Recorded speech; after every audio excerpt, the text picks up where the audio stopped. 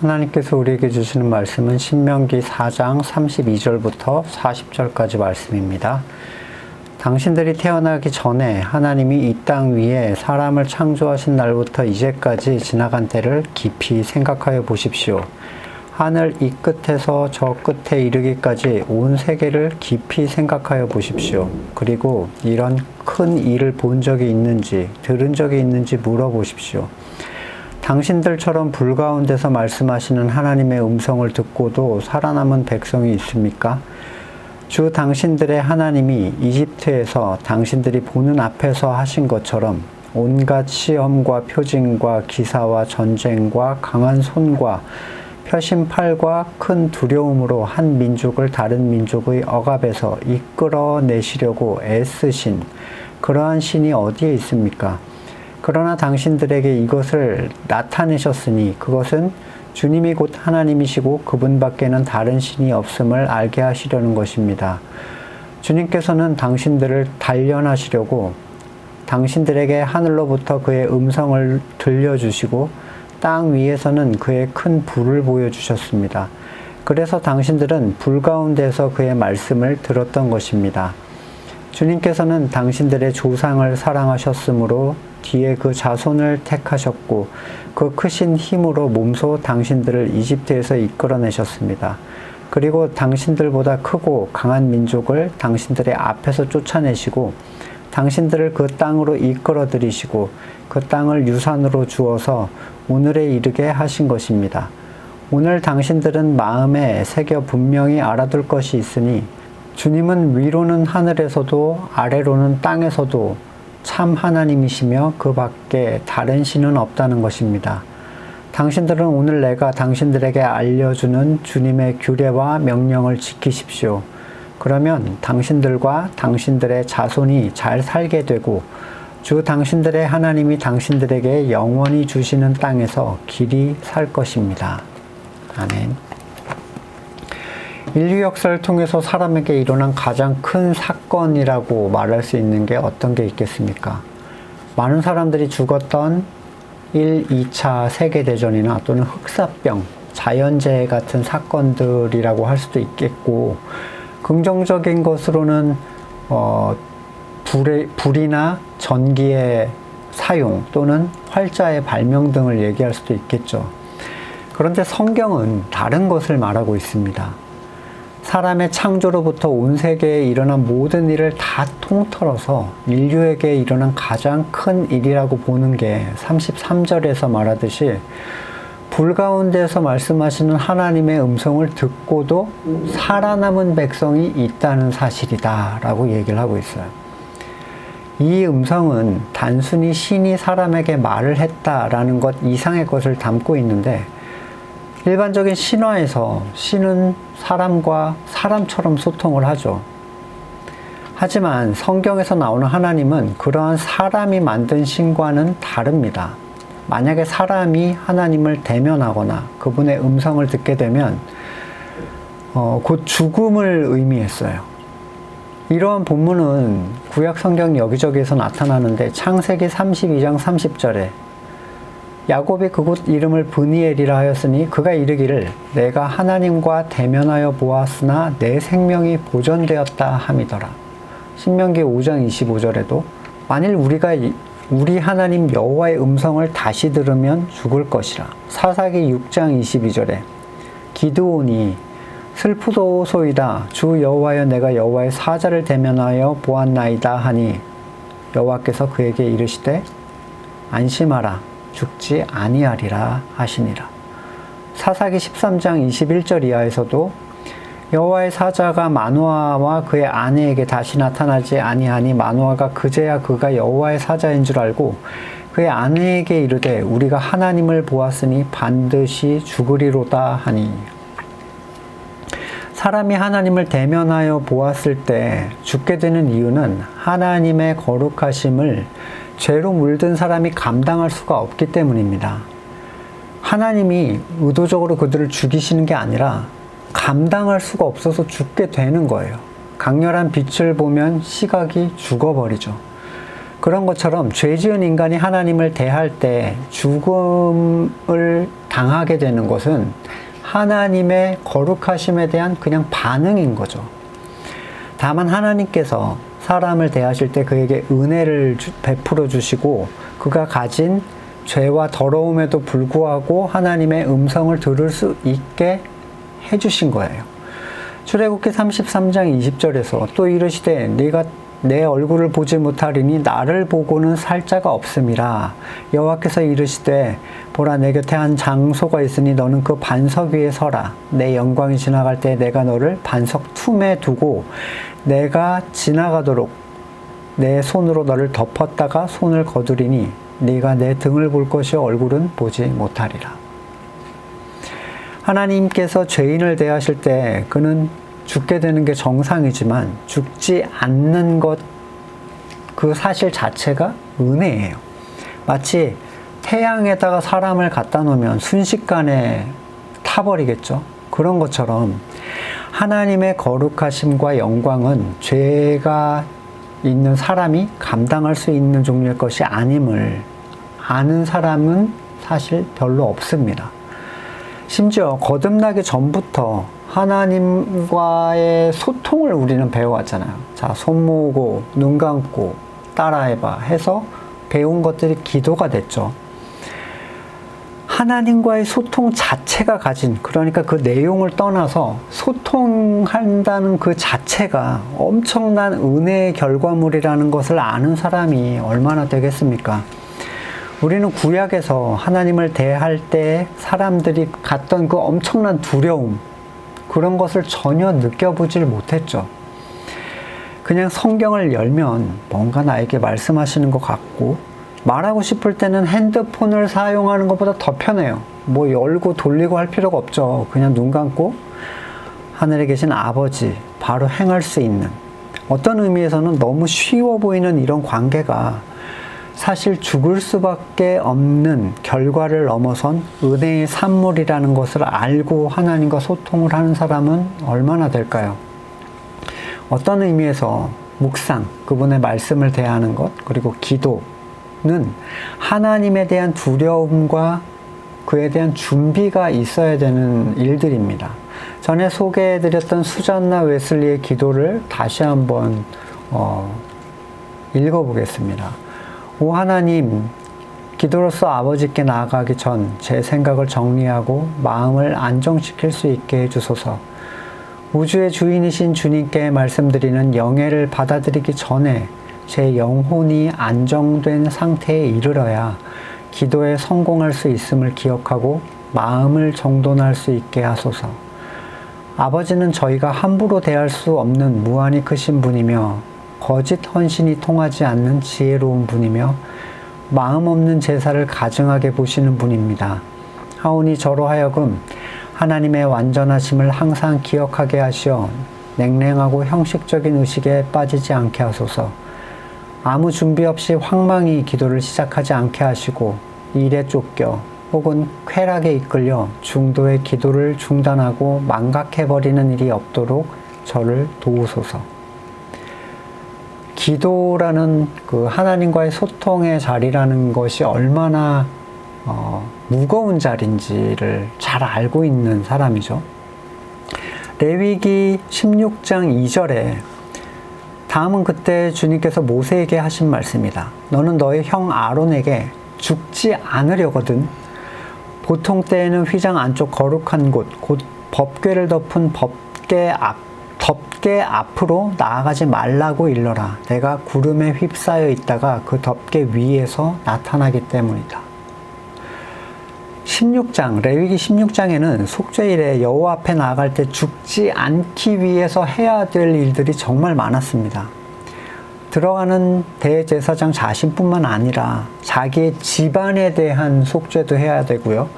염소 2마리로 아사셀에게 바칠 염소를 골라서 예식을 행해야 되고 반드시 숯을 향로 가득히 담아서 그 향 연기가 증거궤 덮개를 가릴 정도로 그 향이 이렇게 퍼져야 죽지 않을 수 있었대요. 그래서 16장 30절 이하에 이날은 너희 죄를 속죄하는 날, 너희가 깨끗하게 되는 날이기 때문이다. 너희가 지은 온갖 죄가 주 앞에서 씻기는 날이다. 이날은 너희가 엄격하게 지켜야 할 안식일이다. 너희가 고행을 하는 날이다. 너희가 길이 지킬 규례이다. 그래서 이런저런 구별된 제사장이 예식을 맡아서 모든 백성의 죄를 속죄하고 1년에 한 번씩 반드시 이 일을 행했습니다. 근데 이런 일을 행하는데도 오직 대제사장만이 하나님의 임재가 있는 지성소에서 하나님을 가까이 할 수가 있었어요. 그러니까 하나님의 임재가 있는 지성소에 들어가는 것은 전 이스라엘 백성 중에 오직 대제사장에게만 허용된 일이었다는 사실. 지금 모든 성도들이 하나님을 만나는 일에 대해서 이게 얼마나 엄청난 일이라는 것을 분명하게 보여줍니다. 하나님과의 만남이 목숨을 담보로 하는 일이었다는 사실. 그래서 많은 사람들에게 하나님의 말씀을 대신 듣고 전해줬어요.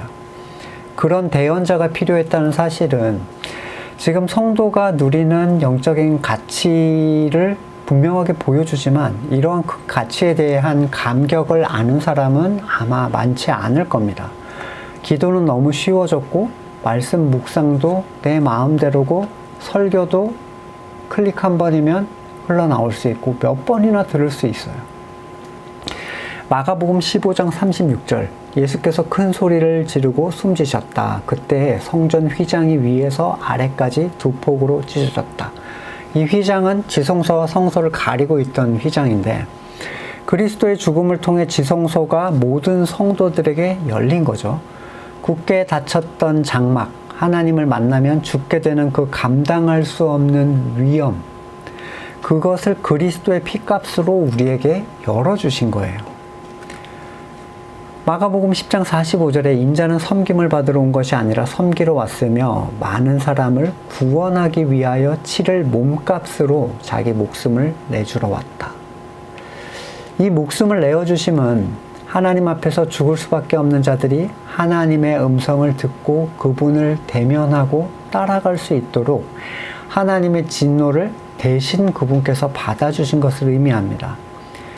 하나님과의 소통 속에서 우리는 그리스도의 피의 대속 그리고 은혜로 하나님 앞에서 숨겨진 우리의 죄와 연약함을 떠올릴 수 있어야 됩니다.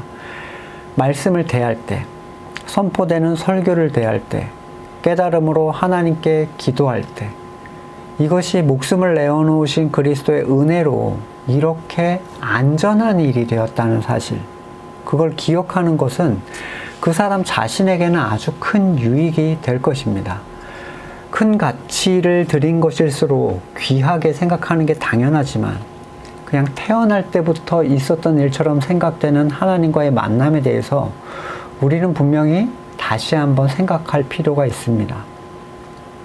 모세가 말하는 인류 역사의 큰 일은 이들이 하나님과 대면해서 살아남은 백성일 뿐만 아니라 34절에서는 모든 시험, 표징, 기사와 전쟁, 강한 손과 표심팔과 두려움으로 한 민족을 다른 민족의 억압에서 이끌어내려고 애쓰신 그러한 존재라는 사실을 알고 있냐?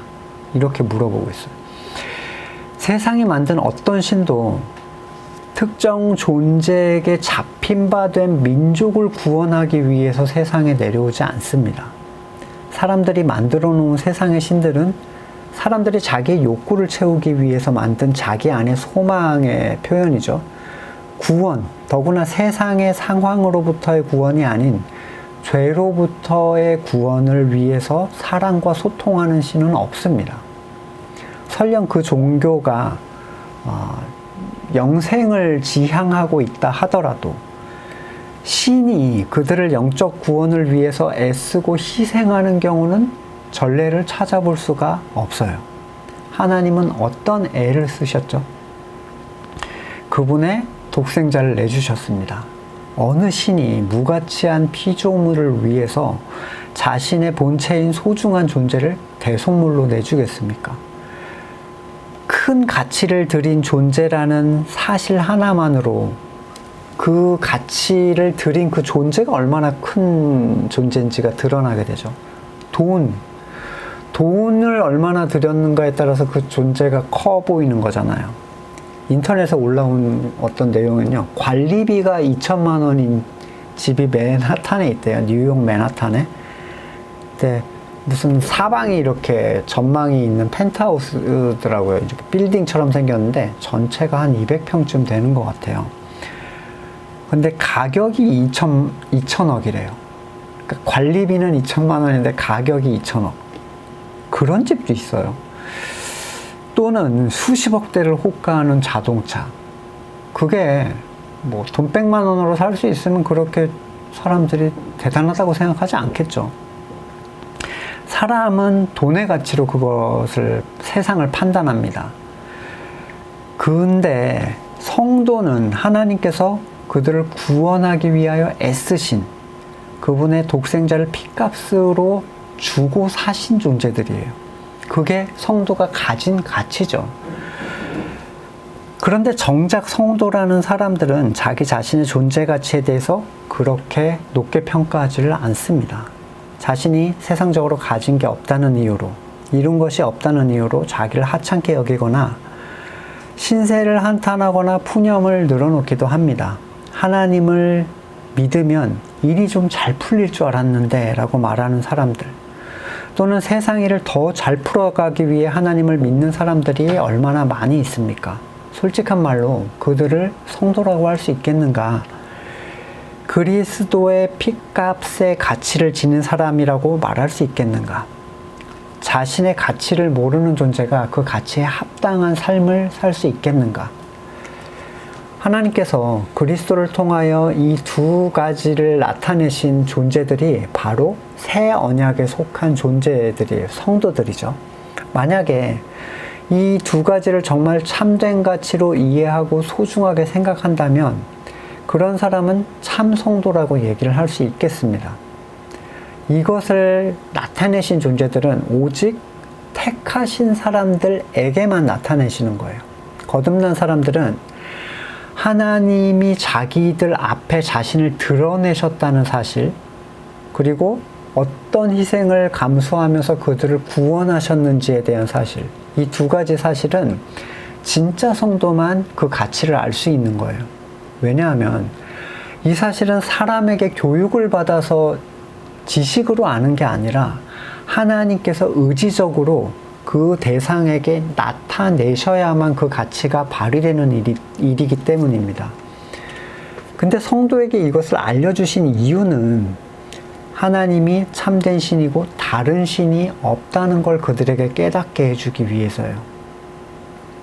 다른 신이 없다는 사실을 알아야 쓰잘데기 없는 걸 안 만들겠죠. 그 다른 신을 쫓는 행위가 멈춰지는 거예요. 없는 것을 쫓는 사람이 어디 있겠습니까? 신기루처럼 존재하지, 실존하지 않는 것이라는 사실을 알아야 무의미한 행동을 멈출 수가 있어요. 물론 이런 사실은 거듭난 어느 날 아침에 뚝딱 알아지는 건 아닙니다. 36절을 보시면 단련하시고 음성을 들려주시고 큰 불을 보여주심으로써 점점 깨달아 가는 거죠.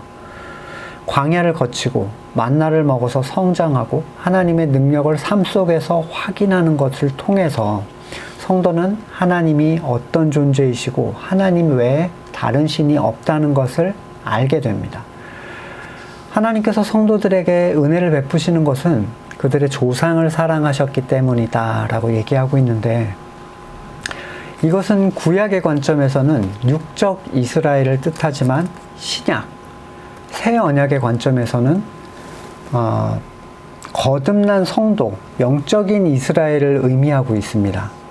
이 성도들은 이미 창세 이전에 하나님께서 택하신 사람들이고, 이 성도가 되는 일에 성도 자신이 의도할 수 있는 일은 전무해요. 아, 나 성도가 되어야 되겠다. 어떻게 하면 내가 거듭날 수 있지? 이런 고민으로 거듭나지는 게 아니라는 거죠. 그러니까 가끔 이런 고민들을 하시는 분들이 계세요. 어떻게 하면, 저는 아직 거듭나지 못한 것 같아요. 어떻게 하면 제가 거듭날 수 있을까요? 사실 할 수 있는 게 없습니다. 거듭남을 위해서 사람이 할 수 있는 일은 전혀 없어요. 다만 그분이 거듭났다는 사실을 아직 이해하지 못하고 있거나 그게 무슨 의미인지 모르고 있어서 이제 고민하시는 경우가 있죠. 따라서 이 모든 것들이 하나님의 일방적인 약속으로부터 시작이 된다는 사실, 아브라함을 택하시고 언약으로 인해서 그 후손들은 혜택을 입게 되는 거예요. 우리가 누리게 된 어떤 신앙의 유업들에 대해서 우리는 행여라도 우리 자신의 순종, 의지가 그걸 취하는 수단이 되었다는 착각은 버려야 됩니다. 택하시고 약속하시고 얻게 하신 분, 모두가 하나님이시기 때문이에요. 물론 이 말은 모든 것이 알아서 될 것이니 너는 그냥 멋대로 살아도 된다는 얘기는 절대로 아닙니다. 이 둘의 사이에서 이해를 잘 못하시는 분들이 계시지만 좀 지나면 알게 되실 거예요. 자, 이러한 사실, 하나님께서 택하신 자에게 음성을 들려주시고, 그러니까 그들과 소통하시고 죽이지 않고 소통하시는 거죠. 그리고 그들을 구원해내셔서 약속한 곳으로 이르게 하셨다는 사실 속에서 성도가 마음에 새겨야 하는 것은 39절에서 말하듯이 다른 신은 없다는 걸 알려주기 위해서 이걸 가르쳐 주셨다는 거예요. 다른 신은 없다는 사실을 알려주는 것에 왜 이런 소통, 그리고 구원의 방식을 통해서 이런 것들을 알려주시는 걸까요? 사람들은 기적에 반응하는 사람들이 대부분이잖아요.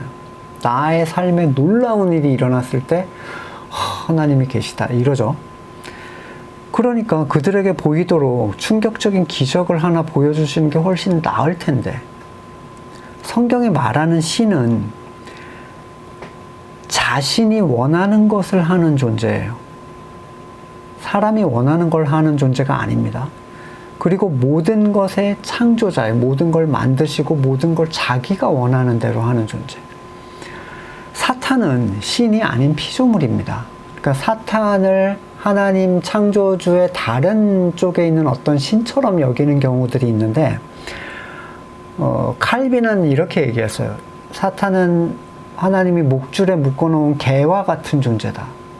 영적 존재는요, 천사든 사탄이든 신이 아닙니다. 피조물이에요. 신으로서의 능력과 주권이 전혀 없습니다. 유일신이 갖는 주권은 모든 것이 그분의 뜻을 따라 결정되고 그분의 능력으로 만들어진다는 사실인데, 하나님께서 세상을 자신을 거역하는 존재에게 넘겨주신 것도 하나님의 뜻이죠. 그러한 세상 속에서 택하신 자들에게 자기를 드러내셔서 하나님을 알게 하시는 것도 하나님의 뜻입니다. 절대적이고 유일하신 분이 자기를 드러내는 방식, 그것은 그들에게 세상을 주거나 빼앗는 방식이 아니에요. 여러분, 세상으로 거래하는 존재는 사탄입니다. 나한테 이걸 하면 세상을 주겠다. 예수님께 한 얘기죠. 하나님께서 하나님을 드러내는 방식은 전도에 미련한 방식이라고 얘기를 하고 있잖아요. 거듭나지 않은 사람들, 하나님께서 자신을 본문의 방식대로 드러내지 않은 사람들은 이런 기도를 많이 해요. 하나님이 만약에 계시다면, 살아 계시다면 저에게 이것은 이렇게 저건 저렇게 되게 해주세요. 이것만 해주시면 제가 인정하겠습니다. 그럼 내가 믿겠습니다. 하나님께서 뭐가 아쉬워서 택하지 않은 자가 내건 의미 없는 조건을 따라서 성경적인 방식이 아닌 방법으로 자기를 그에게 드러내시겠어요? 그건 무의미한 기도예요. 그런 기도는. 하나님은 누군가를 믿게 하기 위해서 안절부절하시는 분이 아닙니다. 마태복음 16장 4절, 악하고 음란한 세대가 표징을 요구하지만 이 세대는 요나의 표징밖에는 아무 표징도 받지 못할 것이다. 그리고 나서 예수께서는 그들을 남겨두고 떠나가셨다. 요나의 표징이라는 건 뭡니까? 구원의 사건이죠. 그리스도의 구원의 사건. 내가 뭘 얻어서, 그리고 무엇을 얻기 위해서 하나님을 믿게 됐다. 또는 가진 것 중 무엇을 잃을까봐 하나님을 믿는 사람들, 하나님이 유일한 분이라는 사실을 알지 못하는 사람들입니다.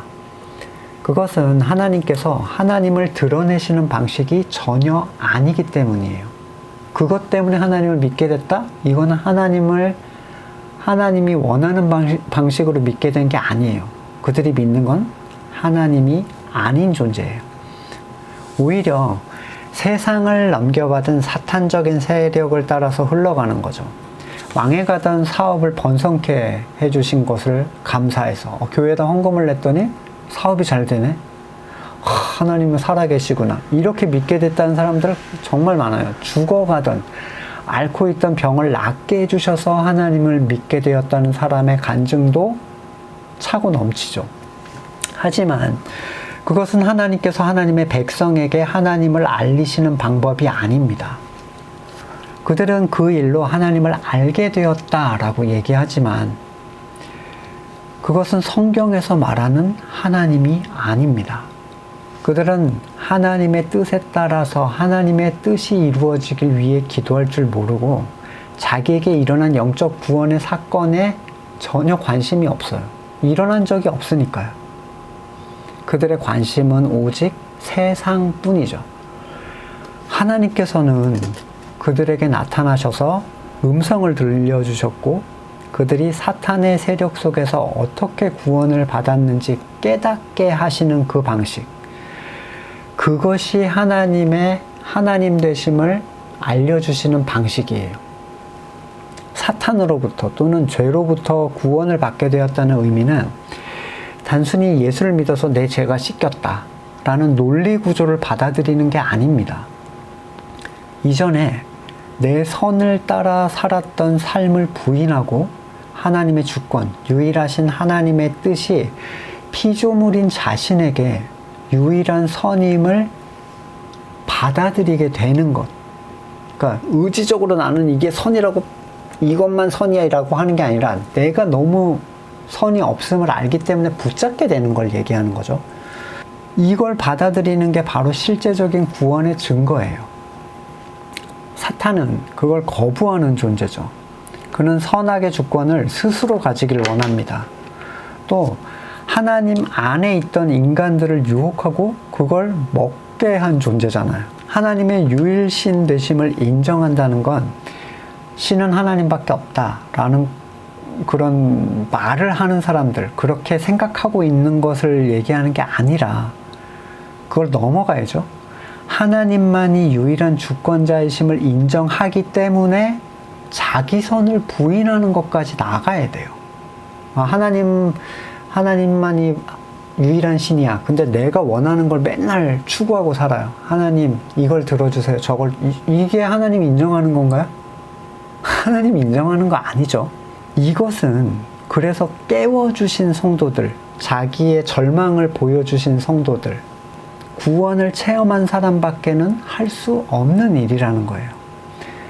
하나님께서 그의 백성들에게 음성을 들려주신다는 건 이런 겁니다. 인간의 역사, 시공을 다 넘어서 살펴도 단 한 번도 없었던 아주 특별한 사건이에요.